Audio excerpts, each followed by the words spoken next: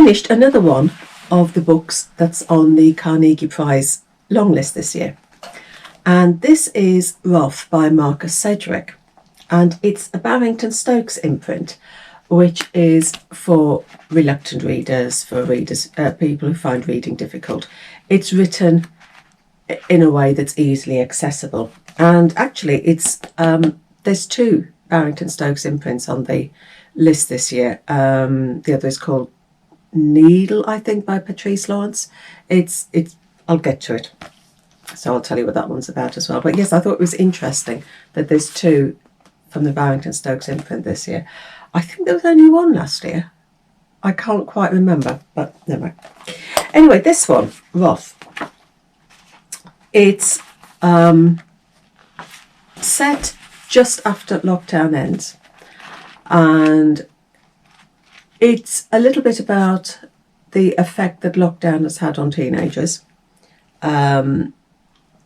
the way that they were kept apart from their friends, and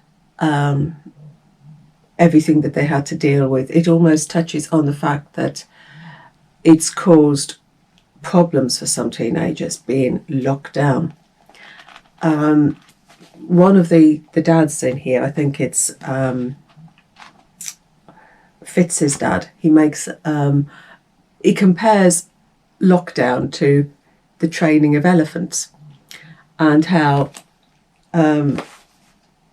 for some, when the elephants are trained to be tourists, to carry tourists, from a very from when they're little, they are chained to a post, and the more they try to move away from this post, they can't budge it, and eventually they stop trying to get away, trying to pull this post out of the ground and escape.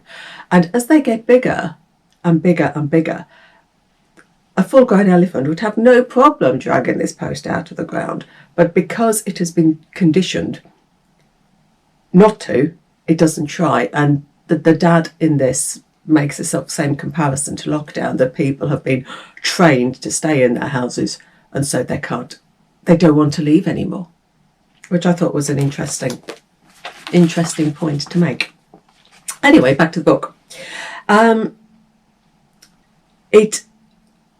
We've got Fitz, who is friends with Cassie, and Cassie, during lockdown, she became convinced that she could hear a humming.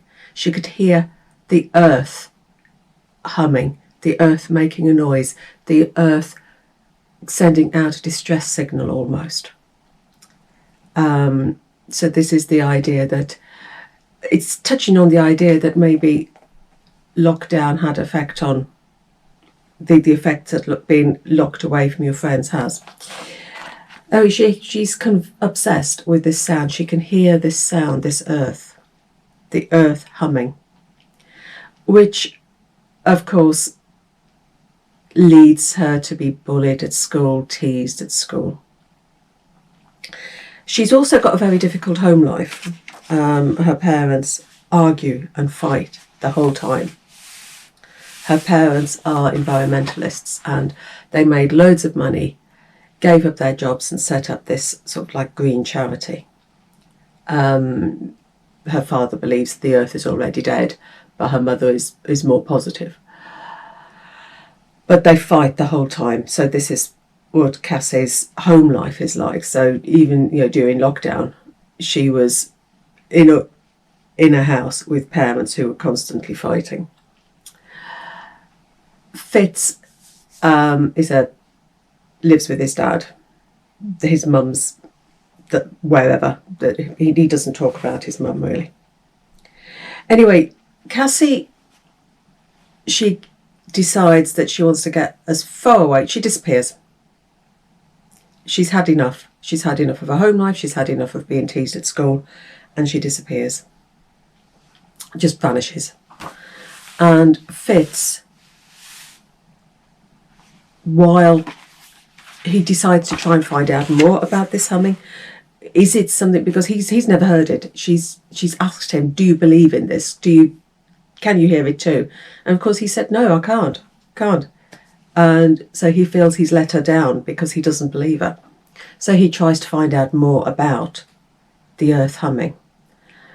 And he also tries to find her, and he does eventually find a clue that she's left him.